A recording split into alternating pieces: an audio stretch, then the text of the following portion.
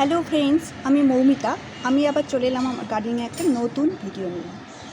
এই জুলাই মাসে কিভাবে জবা গাছের পরিচর্যা করলে জবা গাছ থেকে প্রচুর পরিমাণে, জুলাই মাস তো বটেই, এমনকি আগস্ট মাস, সেপ্টেম্বর মাসেও প্রচুর পরিমাণে আমরা ফুল পেতে পারি, সেটাই আমার আজ ভিডিওর বিষয়।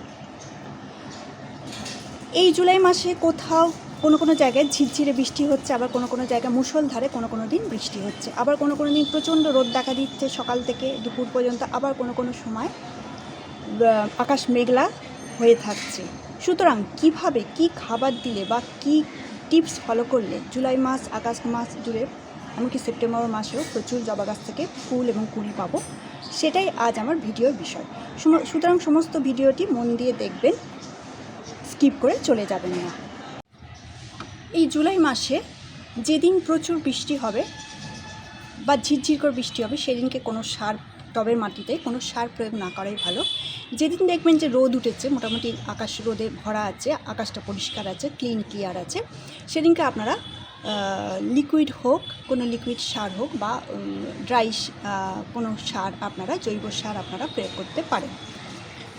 আচ্ছা, গাছের গোড়ার যে পচা পাতা বা শুকনো পাতাগুলো পড়ে, সেগুলোকে আপনারা পরিষ্কার করে দেবেন বর্ষাকালে, নাহলে ছত্রাকের আক্রমণ হতে পারে।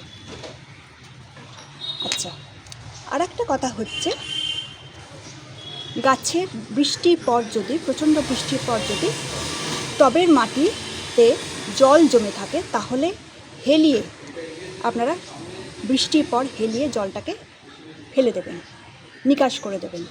এবং টবের তলায় যে ছিদ্রটা থাকে, জল নিকাশি ছিদ্রটা থাকে, সেটাকে ভালো করে খুঁচিয়ে সেটাকে পরিষ্কার করে দেবেন, যাতে টবে যে জলটা বৃষ্টির পর যে জলটা জমবে, সেটা যাতে সম্পূর্ণ বেরিয়ে যেতে পারে।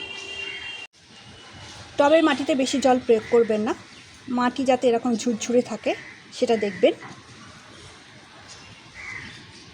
পরিমিত, যেদিন রোদ উঠবে, যেদিন প্রচণ্ড রোদ দেখা যাবে, সেদিনকেই যদি মাটি পুরোপুরি শুকিয়ে যায় তবেই জল প্রয়োগ করবেন বর্ষাকালে। মাটির ওপরে ভাগ যদি পুরোপুরি শুকিয়ে যায় তাহলেই জল প্রয়োগ করবেন। মাটির ভেতরেও ভিজে থাকে, ওপরে বেশ কিছুটা অংশ যদি দেখেন যে অনেকটাই শুকিয়ে গেছে, একদম পুরো শুকনো খটখটে হয়ে গেছে, তবেই জল প্রয়োগ করবেন, নাহলে কিন্তু বর্ষাকালে জল সেরকম প্রয়োগ করবেন না। এবং টবের মাটিকে প্রতি সপ্তাহে মোটামুটি সময় করে এরকম মাটিকে খুঁচিয়ে দেবেন, তাতে বায়ু চলাচল ভালো হবে, মাটি ভালো থাকবে, গাছও ভালো থাকবে। এবং সপ্তাহে একদিন করে অ্যান্টিসেপটিক হলুদ আপনারা ব্যবহার করবেন।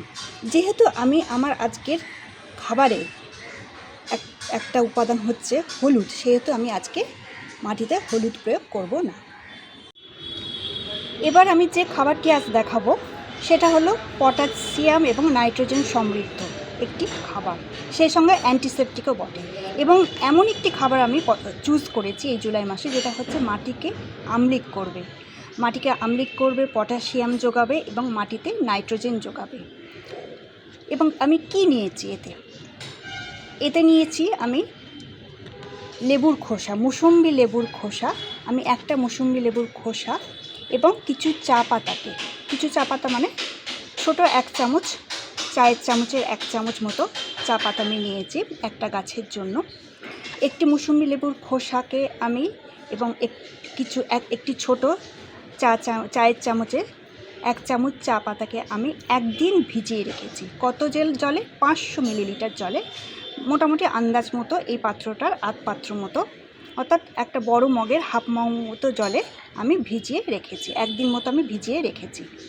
এবার এটাকে আমি ছেঁকে গাছে ব্যবহার করব। এটাকেই আমি ব্যবহার করব না, এটা পরিমাণ মতো জলের সাথে মিশিয়ে আমি গাছে ব্যবহার করব।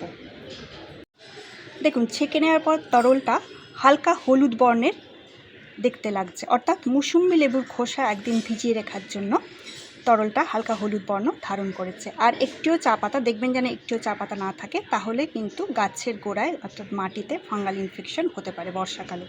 সেই জন্য খুব ভালো করে দ্রবণটাকে ছেঁকে নিতে হবে, ছেঁকে গাছে ব্যবহার করতে হবে। এবার নেবো আমি 1 চামচ হলুদ, যেটা অ্যান্টিসেপটিক। এবার ভালো করে সমস্ত মিশ্রণটাকে মিশিয়ে নেবো আমি।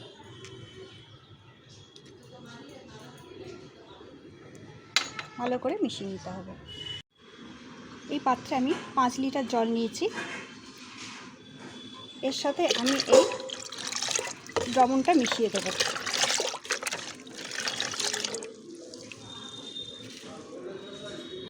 এবার আমি কি পরিমাণে দেব প্রতিটা গাছে, দেখুন এই গ্লাসটায় মোটামুটি আমার 200 ml জল ধরে। এই গ্লাসের 1 গ্লাস করে আমি প্রতিটা জবা গাছের মাটিতে আমি দিয়ে দেবো। এটি একদিকে যেমন পটাশিয়ামের যোগান দেবে, নাইট্রোজেনের যোগান দেবে, তেমনি এটি গাছের মাটিকে আম্লিক করবে, যেটা হচ্ছে বর্ষাকালে হচ্ছে মাটি পিএইচ ব্যালেন্সকে ধরে রাখার জন্য এটি খুবই উপকারী। এই সারটি খুবই উপকারী। তবে এটি একটু রৌদ্রোজ্জ্বল দিনে, মানে যেদিন আকাশে রোদ থাকবে, মেঘ থাকবে না, বৃষ্টি হবে না, সেদিন প্রয়োগ করলেই ভালো। ধন্যবাদ। এই ছিল আমার ভিডিও। আপনারা কমেন্ট এবং লাইক দিয়ে আমার পাশে থাকবেন।